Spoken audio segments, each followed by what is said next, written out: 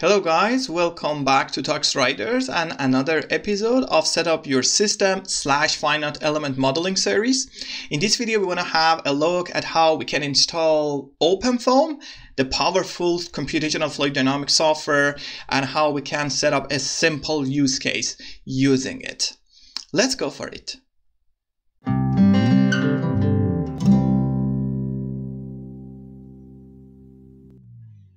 Yeah, I said that it's a hybrid episode, a combination of finite element modeling series as well as set up your environment, because originally it was planned to have a session on OpenFOAM.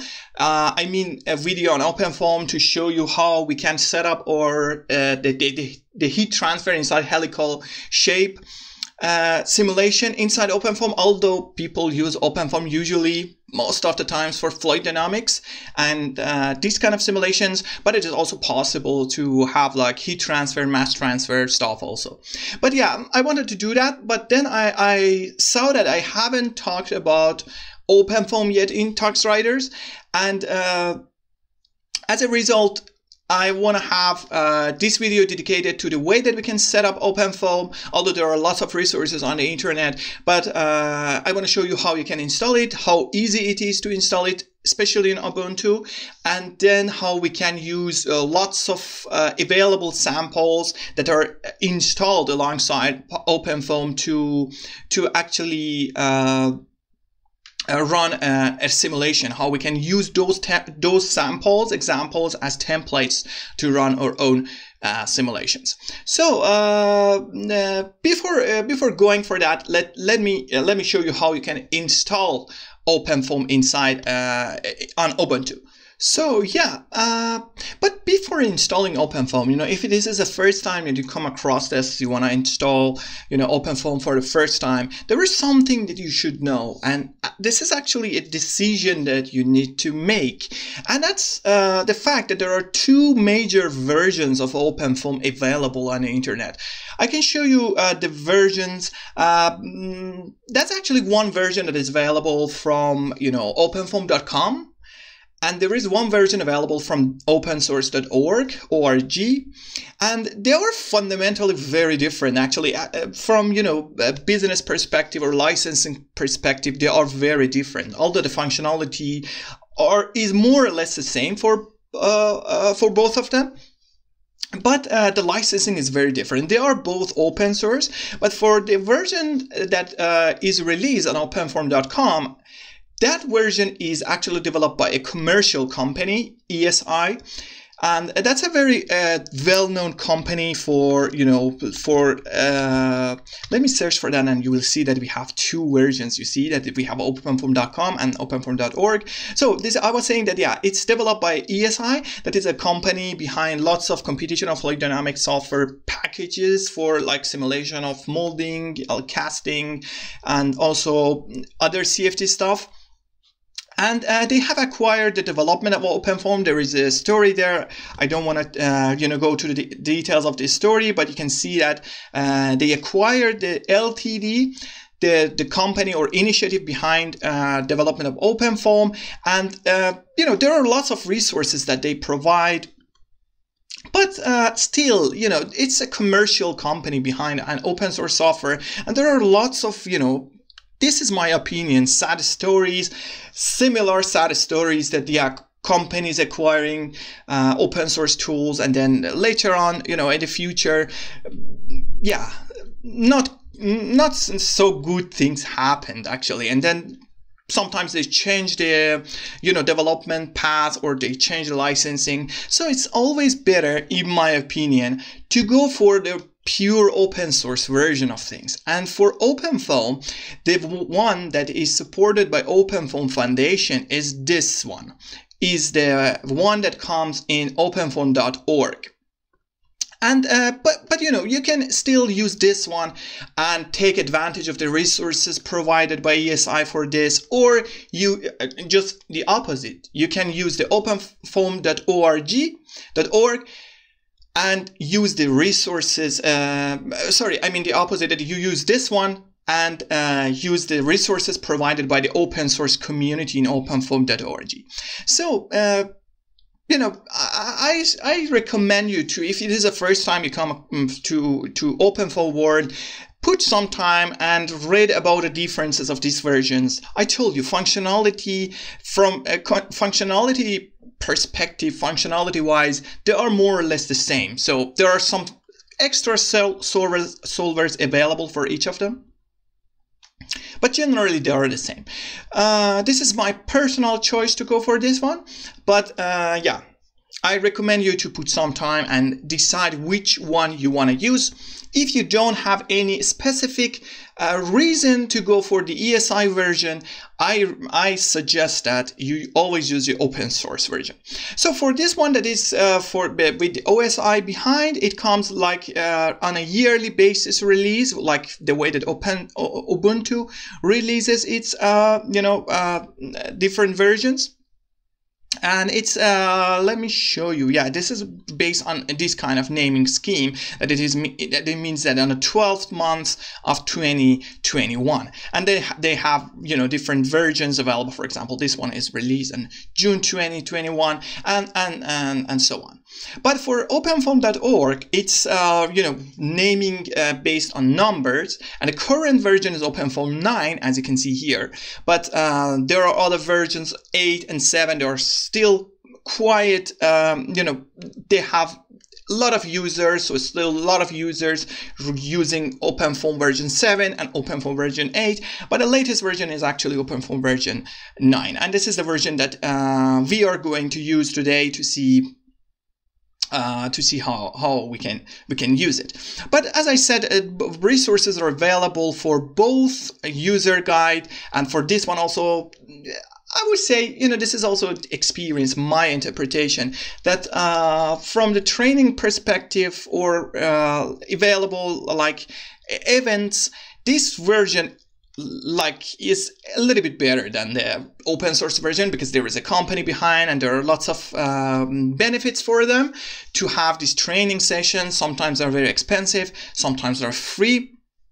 But there are lots of things, training stuff for openfoam.com. But I told you, you can use the resources from openfoam.com and still you have this open source version installed on your system.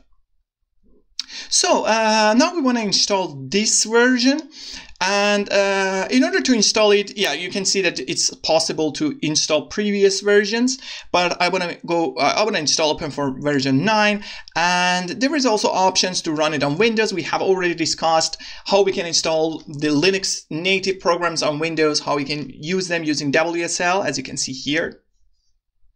And this option is available, but you can also install it. You can compile it yourself, or you can actually run it inside Docker, as probably documented here for downloading Ubuntu 9. You can see that this is the installation procedure inside Ubuntu, and there is a version for Docker. I don't remember where was it, but it's also possible to install Ubuntu on Docker, and that's quite simple. Okay, let me close the tabs that we don't need. We want to go for the Ubuntu version, which is actually Ubuntu 18.04. So the way is pretty simple. We need to obtain the key that is added to our apt actually repositories, and then we call apt update. This is very common. This is the common procedure to install stuff on Ubuntu. Please watch the video that we had on package managers. And then you by watching that, you know that, yeah, this is the very typical way of installing things. So let me open a terminal and try to add these keys to my repositories, and then updating and then installing OpenFOAM version 9. So as you can see, it's also simple to install other versions of OpenFOAM on my system. So let me run this first command.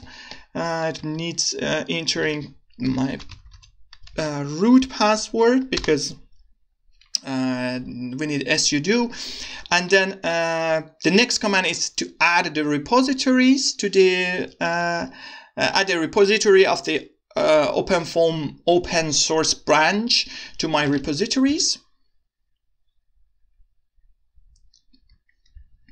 And then I need to run sudo apt update if there is no problem here. I hope there is no problem in my internet connection. And then I need to update this. And yeah, now we will see if I can install this one, install OpenFOAM version 9. Then it means that I have these repositories added correctly.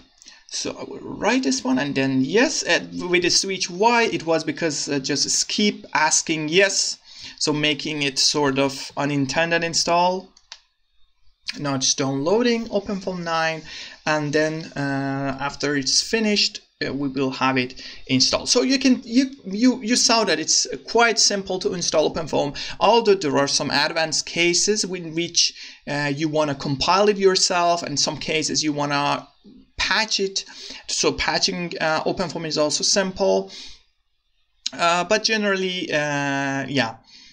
it's quite simple. And also on this web page, somewhere on the documentation, I think it is, it's also written how you can easily compile compile OpenFOAM on Ubuntu or any other distribution, which is quite simple. As you can see, this is a Docker images that I wanted to show you.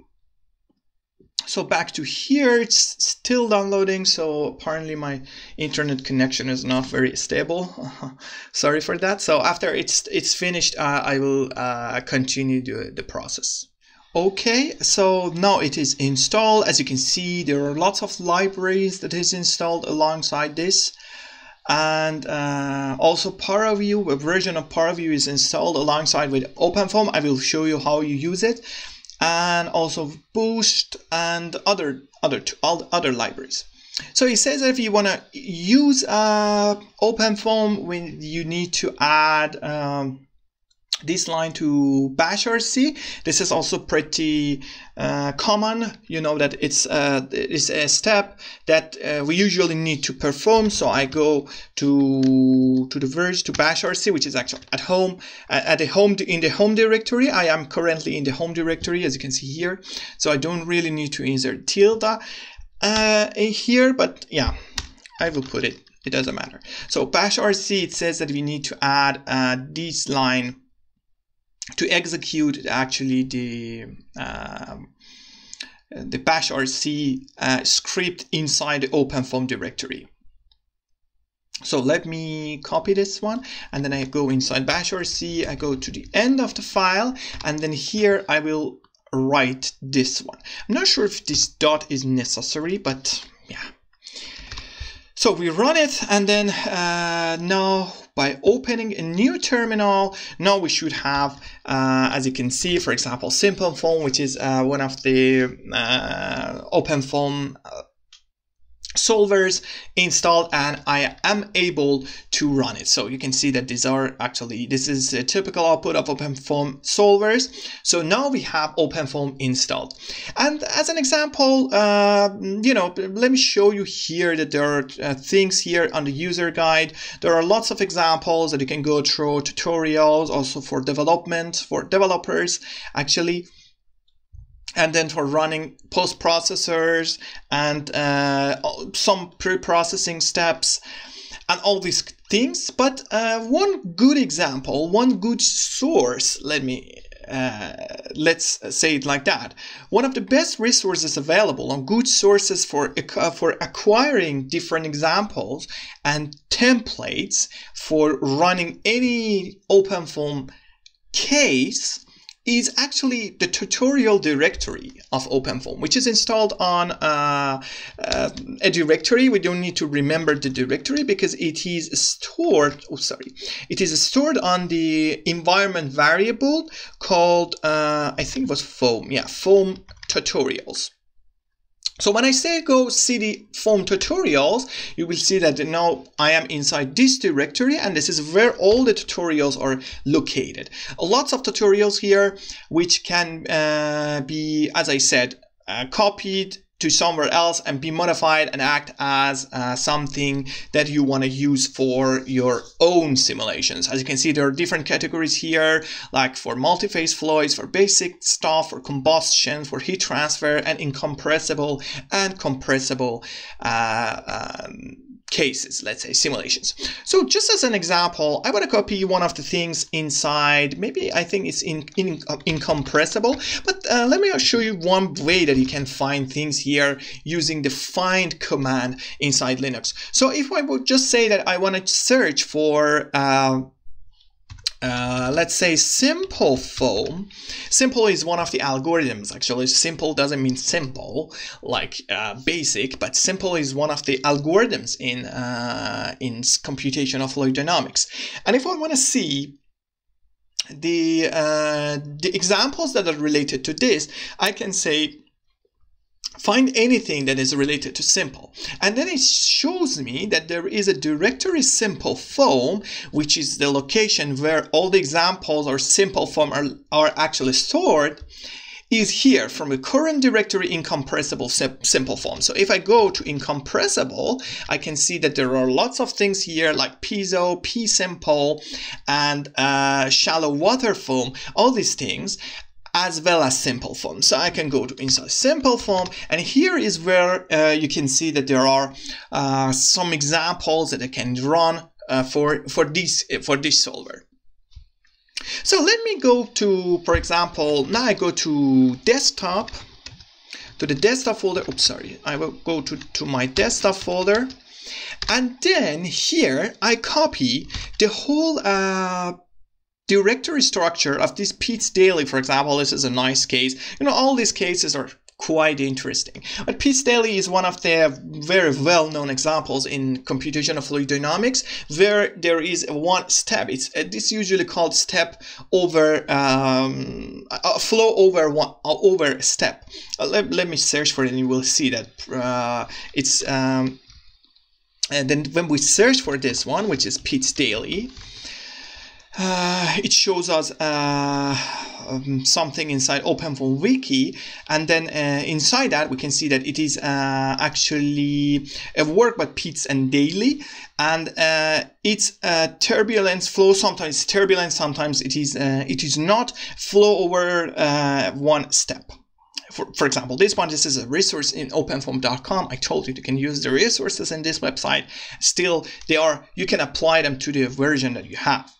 So this is flow over this step, and then here is described how this simulation is set up and how the input file structures is actually organized. But all the necessary information about boundary condition and the way that you can control the simulation. But for now, I don't want to talk about the structure. In the video for the finite element series, I will describe this in detail. But for now, just remember, OpenFOAM doesn't use finite element method. It uses finite volume. But yeah, still we want to use that for the case that we solve using different finite element programs. But here, let me copy the version that I want. It was on foam tutorials, or I can simply copy the version that is here, but it doesn't matter. So it was, I think, incompressible and simple foam, and then Pete's Daily. Pete's Daily, yeah. So this one, I want to copy that here, and I should specify that I want to have a recursive copy. Otherwise, Linux, cp command cannot copy directories. So I run it, and then I have it here. Then you see that this is the OpenFOAM file structure. As I said, I don't want to go to the detail of this. I will describe it later. And then here is the way that we can run it. We can run this all run script, or we can simply go to that directory and run actually OpenFOAM. You can see that here it calls block mesh first, and then it calls the application, which is in this case simple foam. So let me close this one, and we go inside Pete's Daily, which is here. And then here, yeah, as I said, I can run this one, all run, or alternatively, I can run SimpleFOAM here. Let me see if this works. I don't know if it can. Yeah, you can see that it says running block mesh on this one, and then running SimpleFOAM on this use case, and then actually in this case study, and you can see that it has written the step files, different steps for me. And in order to run that, I think I can now run ParaFOAM here, which is the ParaView, the version of ParaView that is installed along with OpenFOAM. It is not mandatory to have it. You can always use the ParaView that you have on your system and some specific readers, but this is more convenient usually. So I run ParaView. Oh, it doesn't let me run it. So better. I don't know the reason for this. Probably there is a problem somewhere. Let me run ParaView that I have on my system, and I will try to. Oh, it doesn't run anything on any ParaView. It's really weird. I should check it. I think there is a problem with a Qt installation on my system that doesn't allow me to run ParaView. Sorry guys, yeah, the problem was actually related to the way that I have compiled ParaView and the Qt installation on my system for ParaView plugins. So now I have disabled them, and as I told you, it's better that now we face this error, because now I can run ParaView, the normal ParaView that I have on my system, and then I want to show you how you can load the ParaView, the OpenFOAM results on your system without having to use ParaFOAM, which is actually something that you can easily ignore, especially when you want to compile. You can always ignore this one to save lots of disk space. So here inside ParaView, if I want to, let me go to desktop. If I want to, and Pete's Daily, if I want to post-process a OpenFOAM, any OpenFOAM project output, I need to open the file inside system, the dictionary, the control dictionary, control dict of any OpenFOAM project.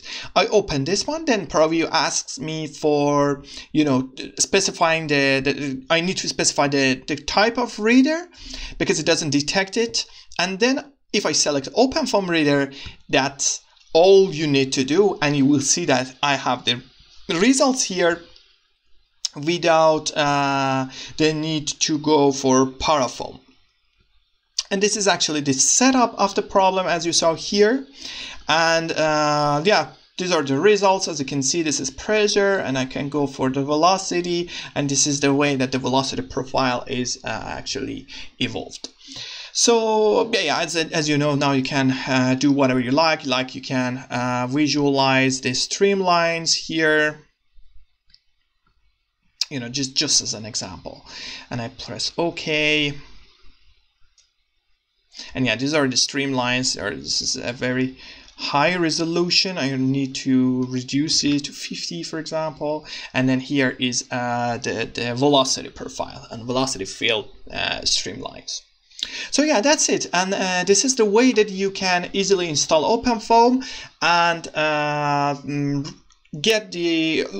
take the examples that you want, actually take it out of the examples directory, and you can run it. And this can be, if you want to later simulate something similar to this, you can use this as a template for further development. And this is actually what we want to do in the finite element modeling series, in that a specific episode to run our heat transfer simulation. Okay, cool. I hope you find this useful, and see you in next videos.